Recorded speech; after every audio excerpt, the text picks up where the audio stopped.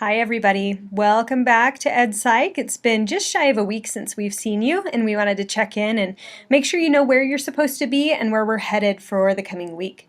So you should at this point be familiar with the course orientation and lesson 0 so that you have a good handle on what our key assignments are going to be and kind of the basic policies and procedures for the class.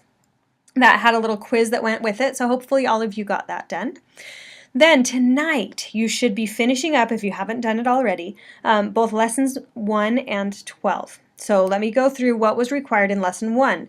That was our introduction to the human brain. So we had the Brain and Education discussion board. You should have done your initial post and then make sure you've gone through and responded to 2 other people's posts so that you can get full credit for participation in that discussion board. Lots of cool stuff. I bet you didn't know just how much sleep and exercise and all these different things impact our brain and how it works. Those are really big deals as we start working with teenagers who don't eat right and who don't often exercise very regularly, who definitely don't get enough sleep. Thank you, changing circadian rhythms. So we've got a lot going on there. Make sure you finish up your participation in that discussion board by tonight. We also had the lesson 1 mastery quiz, so make sure that you've completed that by tonight as well. Okay, so that's lesson 1. You had a discussion board and a mastery quiz. Lesson 12 you should also have done tonight. That one's all about assessment. Some of the issues we need to think about with regard to assessment. We're going to be using some terminology from that lesson really heavily as we go through and create the assessment inventory. So make sure you're really comfortable with those terms: reliability, validity, bias, and practicality. Those are going to be really important terms for you to know. Okay. There's also some great information in there about your praxis exams that you have to take and about the different types of assessments you can use. So make sure you've gone through that. And then you had a lesson 12 mastery quiz as well. All right, so that's what you need to have done by tonight. Once again, lesson 1, you had a discussion board and a mastery quiz. Lesson 12, you've got a mastery quiz that goes along with that. Hopefully at this point you've got a bit of a rhythm down as to when you're going to be doing your studying for the class, how you're going to study for the class. Hopefully you've found the study guides, for example, and maybe you're using those. Maybe you'd rather use your own notes, but we should be starting to develop a little rhythm here. All right. Now, there is, if you wanted to complete it along with lesson 12, one of our tipper questions. That's an optional one, so it's one of those that you can choose whether or not you want to respond to. But you can think about how different teachers that you've seen have assessed their students. The formative and summative assessments, the informal and formal assessments that they're using with their students. Okay. All right, now moving forward, looking at this next week that's ahead of us. This is going to be a beefy week, okay? There's a lot going on as we look at the lessons that are assigned for this week, so make sure you plan accordingly, okay? We're going to do lessons 2 and 3 this week. Lesson 2 is about metacognition and self-regulation.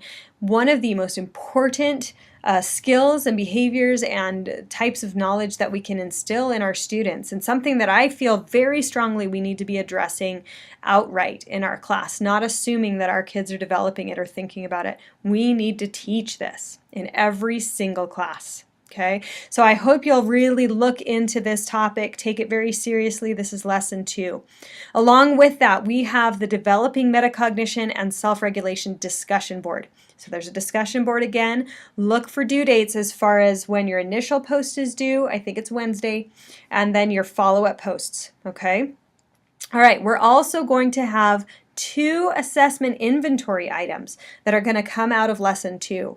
So if we're helping our students develop metacognition, which is their ability to think about how they learn, what they know, those kinds of things, then self-assessment can really help kids develop that as we ask them targeted questions about how confident they feel in their skills or about what they know and don't know about a certain topic. Start asking them about how they studied and whether that was sufficient, those kinds of questions. So you're going to create a self-assessment. You're also going to create a portfolio for your assessment inventory. Okay, so you're going to go through and design a portfolio assignment that you would give to your students in which they have to collect items from throughout a unit or throughout a quarter or a semester, and then at the end reflect on those items and what they learned from the experience in the unit or the quarter or the semester. So as you go through lesson 2, you'll see pages that are dedicated to teaching you how to create those assessments. There are examples of both types available to you as well. This is part of the group project, right? So hopefully that first day of class you got together with a group, you know who you're going to work with. You can work on this independently if you'd prefer. Okay, but in this summer term I recommend you do it as a group just to make it a little easier on yourself if you can.